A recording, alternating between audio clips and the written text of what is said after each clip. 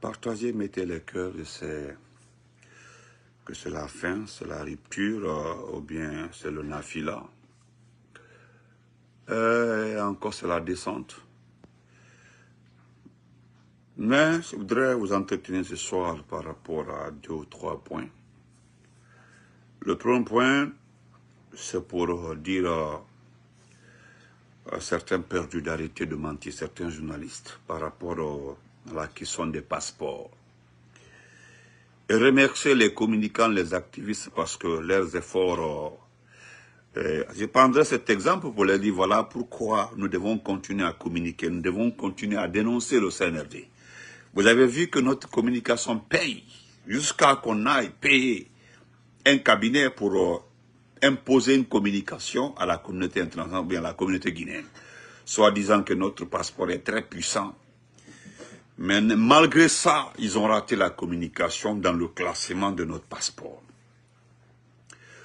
Le deuxième point, c'est ce qui envoie ce faux débat concernant Tiano Monenembo.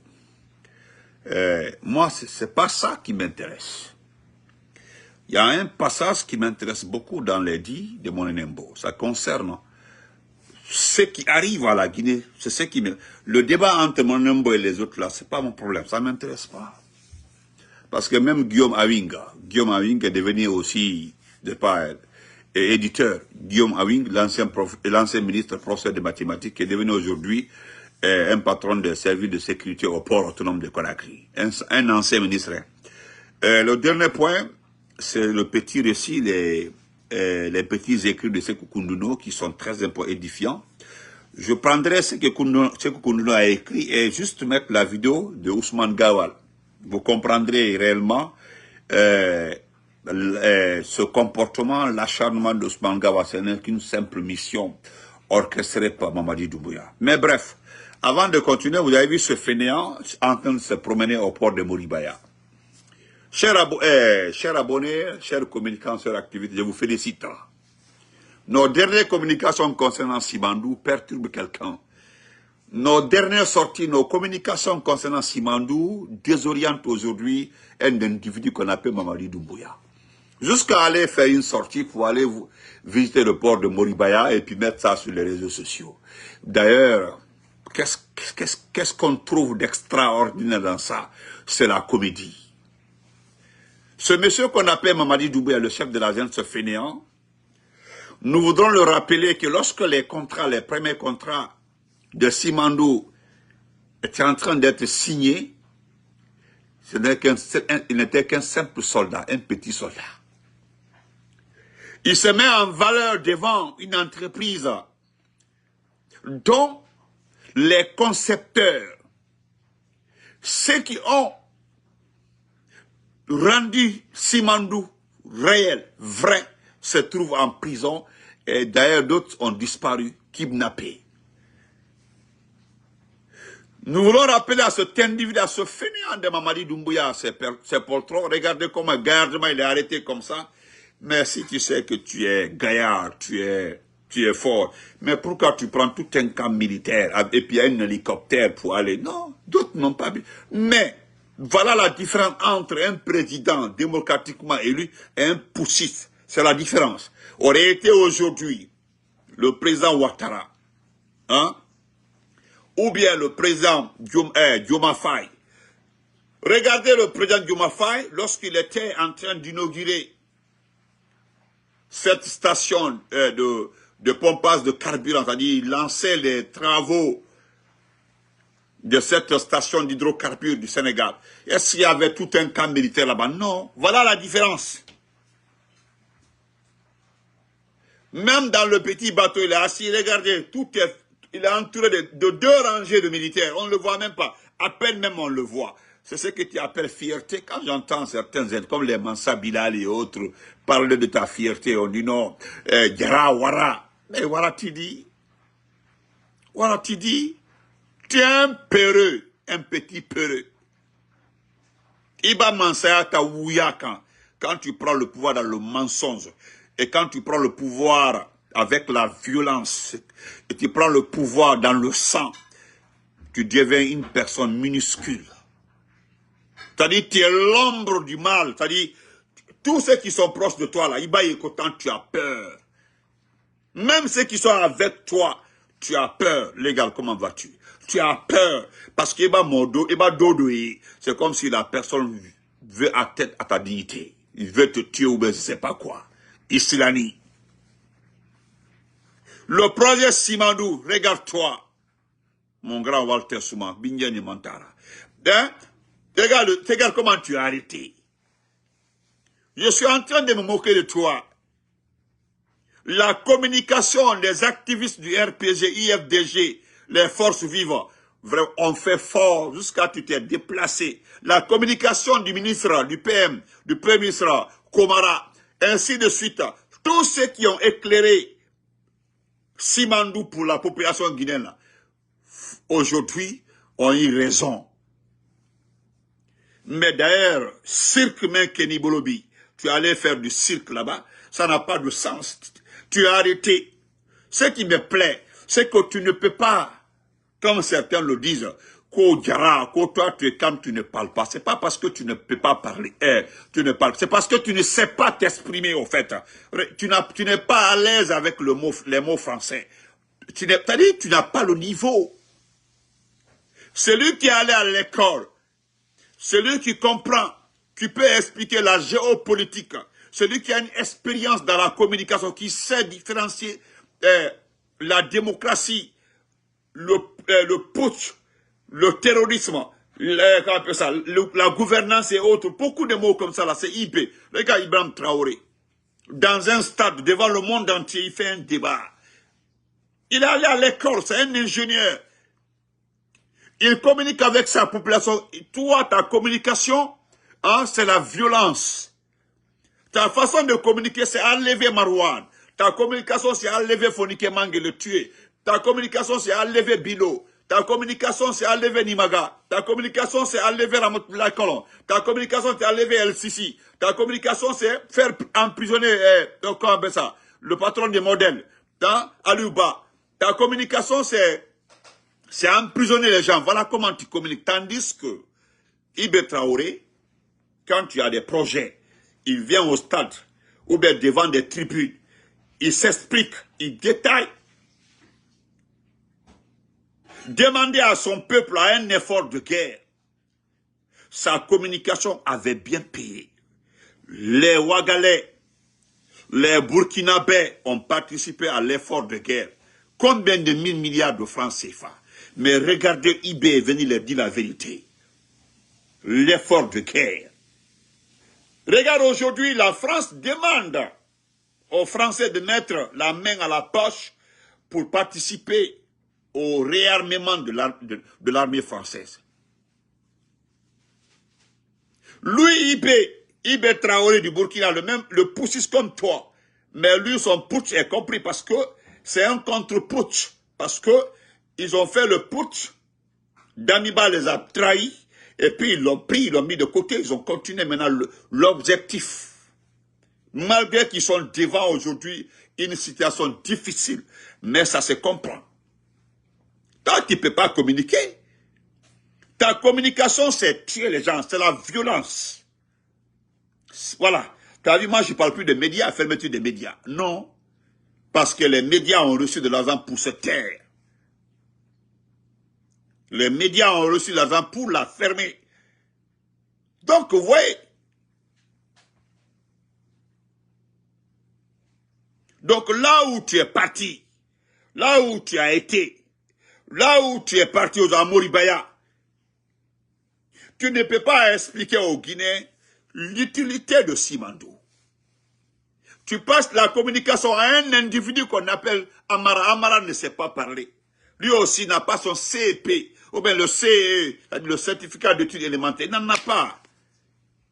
Diba Yakité, c'est un ancien DJ. Je ne sais pas. Et les questions minières. Nous avons vu un ministre qu'on appelle Magasuba, le ministre Magasuba de Alpha Condé. Hein? Le ministre Magasuba d'Alpha Condé était au Sénégal. Lorsqu'il a exposé la vision de la Guinée par rapport aux ressources minières, par rapport à l'utilité des recettes minières, mais il a été ovationné au Sénégal. Magasuba, il est à l'école, il a été lauréat au baccalauréat dans ce pays. Mais pourquoi vous ne passez pas la parole à ton ministre des Mines? Tu as un ministre des Mines, Boboy, il est là-bas. Tu comprends? Donc c'est pour te dire, moi, même Lansana Conté qui n'est pas allé à l'école, Lansana Conté a pris soin de nommer toujours des intellectuels à des postes de communication importantes. Il a toujours pris le temps. Je prends la sécurité, un certain Alcène René Gomez, paix à son âme. C'était le ministre de la sécurité. Bon, c'était un ministre de l'administration. Bon, il avait pris un seul département, combiné, sécurité, administration du territoire. C'était Alcène René Gomez. Un très bon communicant, un ministre extraordinaire en communication. Ceux qui ont connu Alcène René Gomez, il communiquait très bien. Adamo, comment vas-tu, ma soeur? Je prends le ministre des Mines qui est en prison ici. Lansana Conté, non. Même Selouda Lengalo qui est devenu son chef de gouvernement sait bien communiquer. Hein? Je dis bien, là, tu as vu lui, les postes de communication, c'est-à-dire ce qui concerne la communication, pour expliquer, c'est-à-dire les gens, faire comprendre. Il a toujours choisi des gens qui savent communiquer, qui ont l'expérience de communication. Je prends le ministre Sidibé, merci beaucoup. Le ministère de l'Intérieur, la sécurité, c'était comme ça. Avant, c'est comme ça on disait, ministère de l'Intérieur et de la Sécurité. Merci beaucoup, frère. C'était comme ça. Moi, j'ai vu Alcène René Gomez. Je l'ai écouté quand j'étais perdu. Il était trop... Mon père adoptif m'a dit, il dit, le monsieur là, c'est très bien communiqué. C'est de là, je me rappelle, il dit, c'est très bien communiqué. Et le premier ministre, Sidimé, lui, il a les expressions juridiques. Je prends le ministre Tidiane Souaré, qui a été une chance pour moi. C'est lui qui nous a recrutés à la fonction publique, Tidiane Souaré. Je cite les chefs du gouvernement. Regarde le professeur Alpha Condé, le président Alpha Condé. Même Dadis a su choisir les gens qui savent communiquer à des postes de communication importantes. Mais toi, tu es parti prendre des vauriens de... C'est-à-dire des... Ouyasanda, il ne sait pas communiquer. Je peux te donner les noms des ministres des Affaires étrangères. Depuis Affaires étrangères, depuis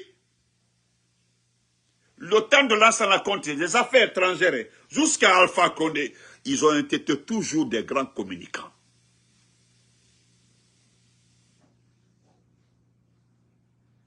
Est-ce que vous comprenez? Donc, le frère Adaman qui est à comme vas-tu? Donc, c'est pour te dire, nous avons été humiliés. Moi, j'étais ce matin avec un frère togolais. Un frère togolais qui s'est moqué de moi. C'est lui qui m'a montré la vidéo. Hein. Il dit, ah, Salou, comment vas-tu? Salou, toutes mes condoléances. Salou Kamara. Notre frère Salou Kamara vraiment a perdu sa maman. Salou Kamara qui est très actif, qui nous accompagne tout le temps. Il a perdu sa chère mère depuis la Guinée. Au nom de mes abonnés et à moi, à ma personne, nous présentons nos condoléances. Notre chère mère, nous demandons à Allah le Tout-Puissant de l'accepter dans son paradis, le propriétaire du paradis. Que notre maman que nous avons perdue, que le paradis soit sa dernière demeure. Amen. Et nous demandons à notre frère et ami, moi c'est mon ami d'enfance Salou Kamara, du courage. Perdre une mère, c'est perdre le diamant. Mais Dieu est plus que tout. Voilà. Yamna alaye, yato alaye, kan amba muso, kardindam alamo kambenye. Amin. Donc, merci.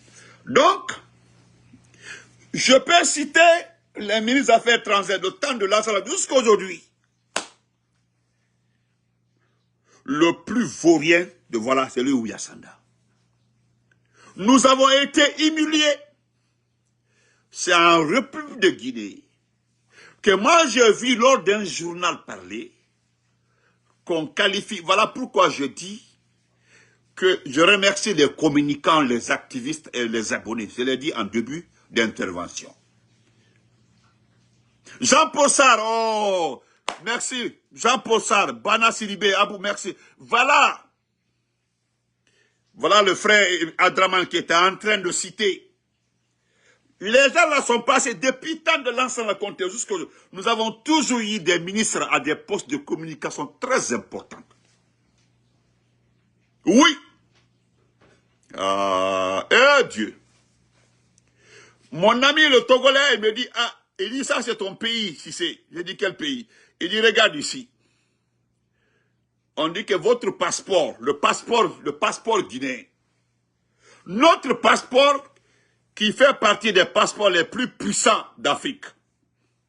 Et tenez-vous bien, le classement, nous sommes 21e et 29e, 2-9.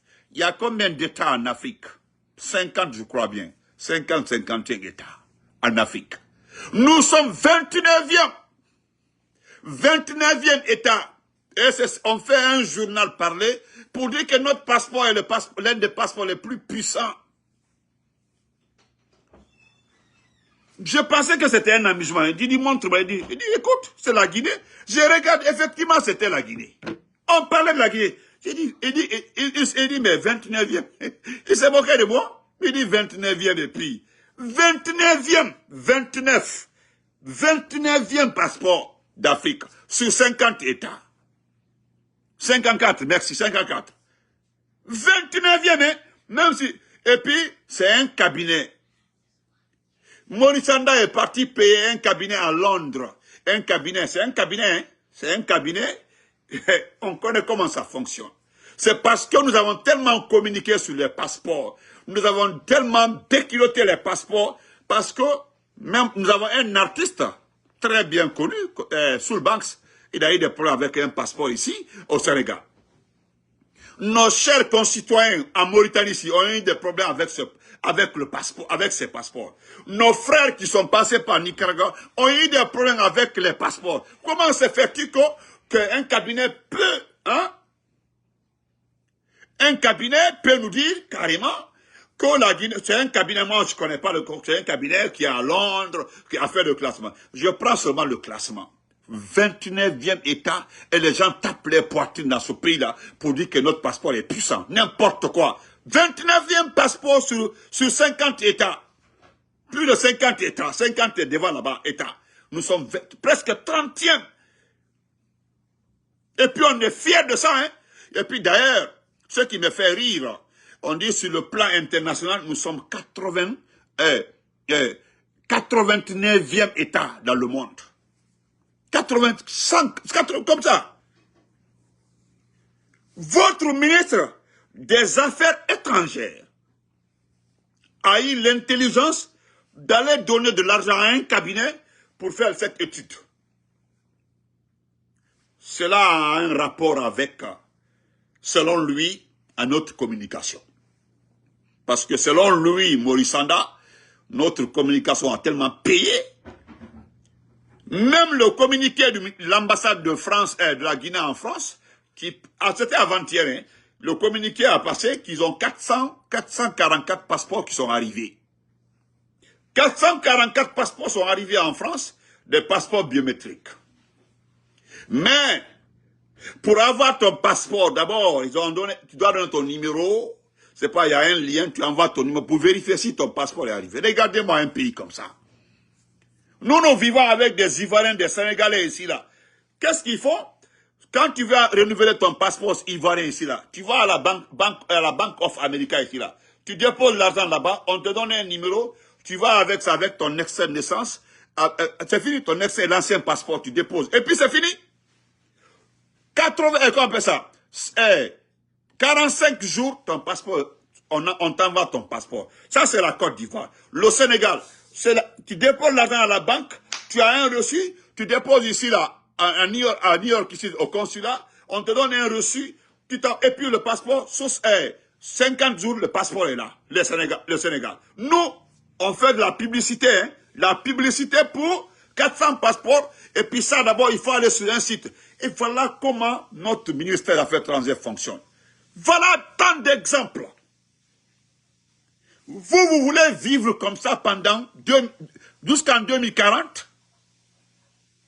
Vous voulez vivre jusqu'en 2040? Un autre exemple. Regardez à Bokeh aujourd'hui. Malgré qu'il y a eu incendie à Bokeh, il y a eu feu à Bokeh, il y a eu incendie à Bokeh, mais qu'est-ce que nous apprenons? Qu'il n'y a pas de camion pompier, il n'y a pas de citerne pompier, il n'y a rien pour secourir en cas de feu dans toute la région de Bokeh. Le feu là a été maîtrisé par une compagnie, mais c'est après tout est parti avec le feu et que les gens là sont venus maintenant éteindre. Et c'est là-bas, Makanela, selon lui, Ahmed de Paris est aujourd'hui son neveu. Automatiquement, hein, Ahmed de Paris est devenu son neveu. Ils vont faire la marche de l'unité, et l'unité, je ne sais pas de quoi, à Bokeh. Il suffit simplement de les demander, marche de l'unité. Où est le problème dans ce pays-là? Qui a fait quoi à quelqu'un? Qui a fait quoi? Qui a quoi avec qui? Qui? Marche de l'unité à Bokeh. Où il y a eu un incendie, les gens ont perdu tout. Voici tant d'exemples. Donc quand ce fainéant se lève pour aller se promener à Moribaya, c'est par rapport à quoi? Regardez-le, si on dirait que c'est lui le concepteur de Simandou. Il suffit de libérer Nimaga. Nimaga peut t'expliquer comment Simandou a été fait. Voilà des jeunes militaires, des poltrons, des fainéants. Ils ont attendu, simplement, nous avons fini de faire tout. Il est venu gardement et s'en est pris au président Alpha Condé. Aujourd'hui, ce qu'il est en train de superviser, il est en train de dire, faites vite là, j'ai mon intérêt qui arrive. Lui, il vit son intérêt. Tout ce qui se passe là, c'est son intérêt. Regardez les rails, le port, c'est pour l'exportation. Et depuis qu'ils sont arrivés au pouvoir, vous avez vu, quelqu'un est venu, le ministre des Mines est venu vous expliquer. Est-ce qu'il est venu vous dire, hein, vous expliquer clairement, voilà ce qui est entré comme recette minière, voilà ce qui est sorti comme dépense. Est-ce que quelqu'un est venu s'asseoir, vous expliquer ces différentes transactions minières? Jamais. Tout est géré par Diba Yakité là-bas, à palais là-bas. Maintenant, si les gens focalisent tous les projets sur Simandou, Simandou dont les recettes ne vont pas à la Banque centrale. Toutes les recettes de Simandou, les futures recettes. Mais ce que les gens donnent aujourd'hui comme caution, comme participation de Simandou là, tout est centré au niveau de la poste de ce fainéant de Mamadi Doumbouya. Tout est avec lui. Maintenant, vous voulez confier le pays là. Imaginez-vous, Simandou finit, on termine les rails, on finit le port. Maintenant, on met le train, tout marche. Vous ne verrez jamais les couleurs de cet argent. Jamais. Jamais. Jamais. Hein? Parce que là, il est assis maintenant. Il va faire quoi? Il va recruter jusqu'à 10 000, 20 000 éléments de force spéciale. C'est fini, c'est devenu l'empire. C'est fini. C'est comme ça, chaque année, il va recruter 2 000, 3 000, 4 000, jusqu'à avoir 20 000 militaires de force spéciale. Et c'est fini. L'argent des mines, là, ça va seulement, la bauxite sort seulement, et puis il équipe, il va s'installer. Regardez le contrat, 50 km de route, 300 millions de dollars. La route du péage, là, c'est une société française qui gère. Depuis quand la France fait des routes en Guinée? Depuis quand? Depuis quand la France, montrez-moi un tronçon dans notre pays là où la France a fait avant, tant de Sékou Touré, tant de Lansana Conté, ou bien tant de Dadis ou Sekouba ou bien Alpha Condé. La France, montrez-moi un tronçon de 10 km. On dit c'est fait par la France. Montrez-moi. Mais les 50 km là, les 50 au point de péage jusqu'à Kabylie, 50 km. C'est presque la route d'Alaba-Mamou, 55 km. Presque la route là.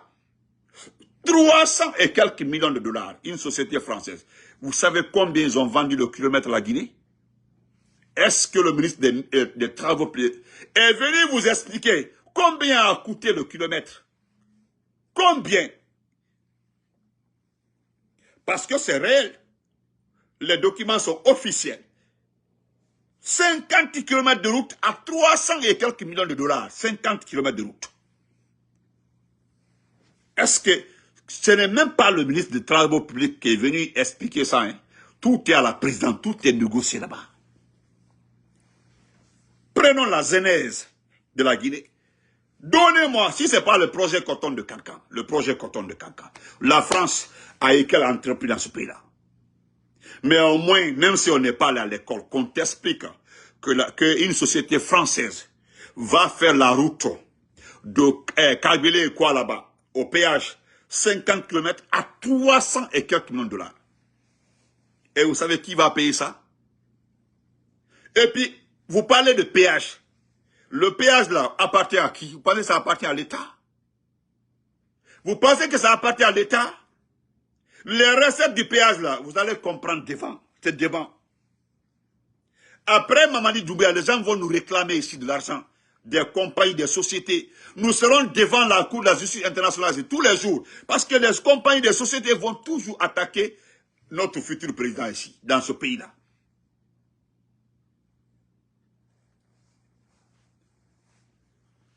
Mais combien coûte un kilomètre? À combien ils nous ont facturé un kilomètre? Et on parle de 50, juste 50 kilomètres.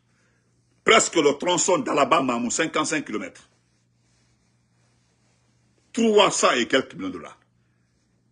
Voilà, votre pays est donné à la France et puis c'est terminé. C'est à cause de ça que tous les jours je dis, le futur président de la République doit être un vrai C. Quelqu'un qui a le cœur dur. Si on ne trouve pas quelqu'un qui a le cœur dur, là, nous allons rembourser dette, hein, il va finir son mandat.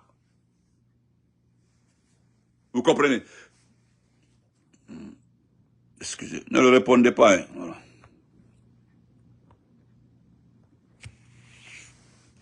Donc, nous allons prendre le dernier point.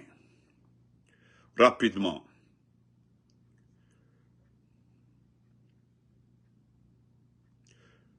Après, voilà. Voilà ce que Tcherno Morenembo dit.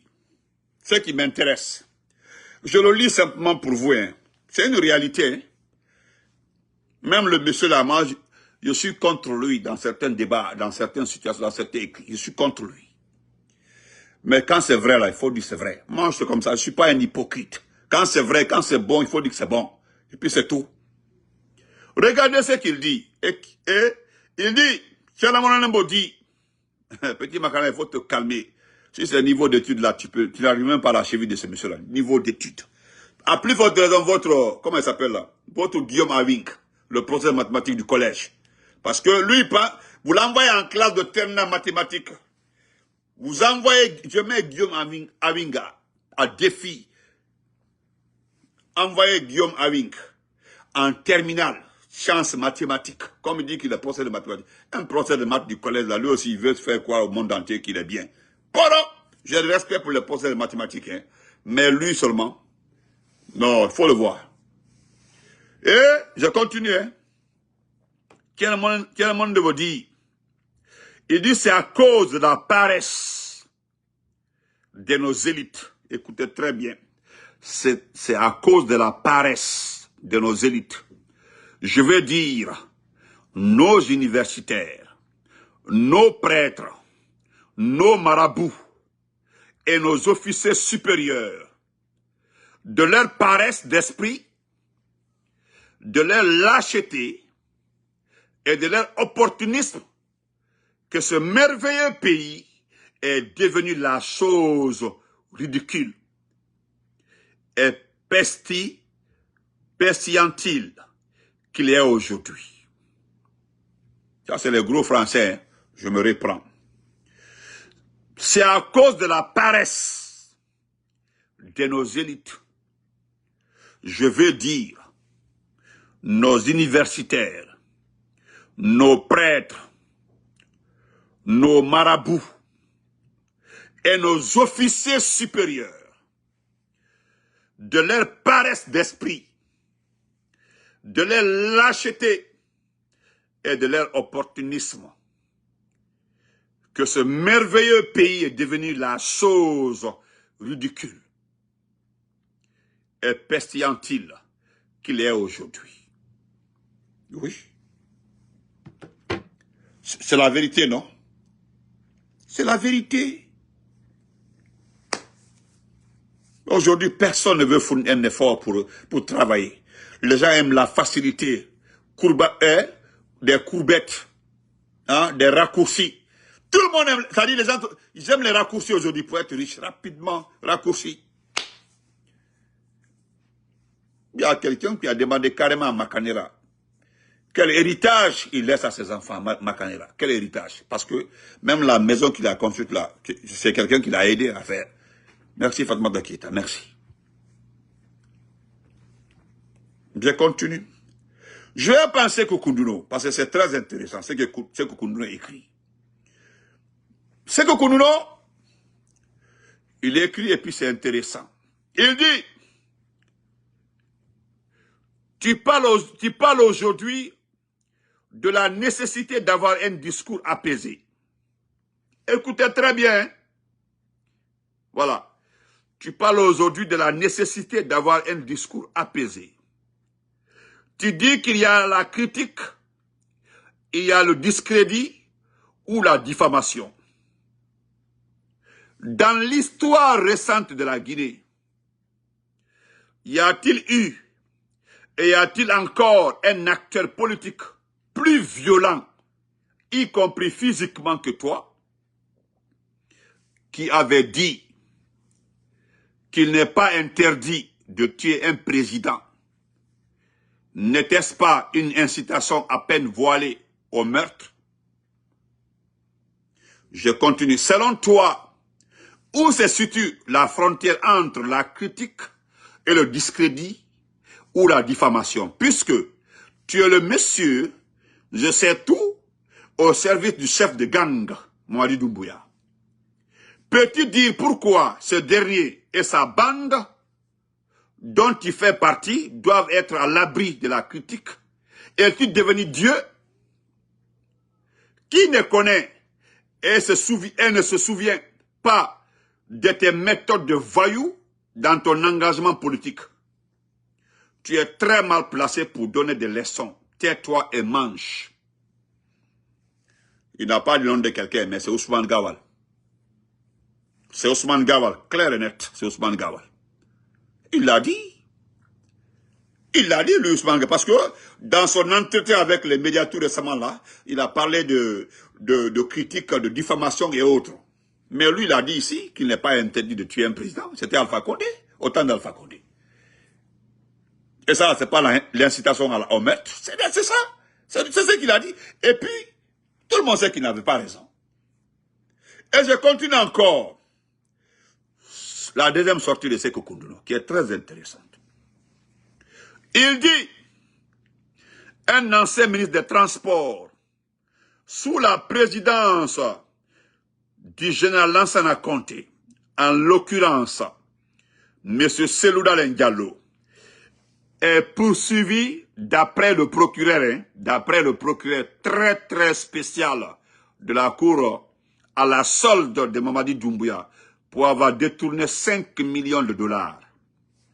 Pour avoir détourné 5 millions de dollars, représentant la totalité du prix de vente d'un des avions, écoutez très bien, d'un des avions de la défunte compagnie Air Guinée.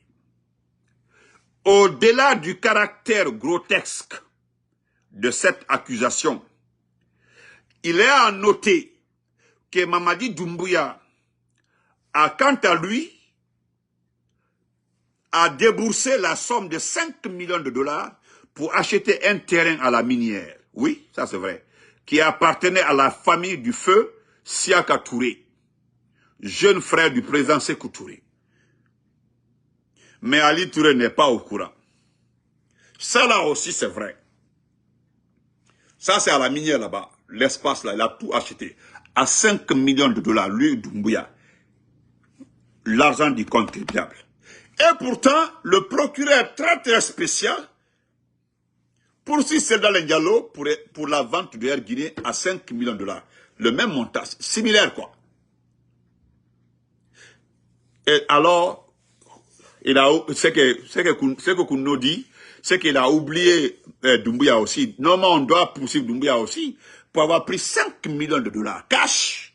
Et puis c'était argent liquide. Hein, pour payer les anciens bâtiments terrains de Sia Kabari, le frère du président Sékou Touré. Et puis par la force, hein, la différence est que là où ce qu'il n'a pas rajouté, ils ont imposé à la famille l'achat. Parce qu'on ne voulait pas vendre. Mais on dit si vous ne vendez pas, c'est que nous allons enquêter. C'est une manière d'intimider la famille. Et je continue pour terminer. Voilà, on continue. Vous allez écouter ça, c'est intéressant. Parce que c'est votre... Écoutez ça, hein. Vous allez rire un peu. Dans l'actualité, toujours, c'est une très bonne nouvelle pour le pays. Le passeport guinéen vient d'être classé parmi les plus puissants en Afrique en occupant la 29e position et la 83e à l'échelle mondiale. C'est ce qu'a relevé le cabinet britannique de conseil en citoyenneté et de résidence dans son classement pour l'année 2025 dans le cadre des passeports les plus puissants au monde. Marie-Pauline Camara, explication. Classé parmi les plus puissants en Afrique, le passeport guinéen occupe la 29e position sur le continent et 83e au monde, selon le rapport publié ce Ouais. Donc on se reprend après. Bye. Le passeport le plus puissant.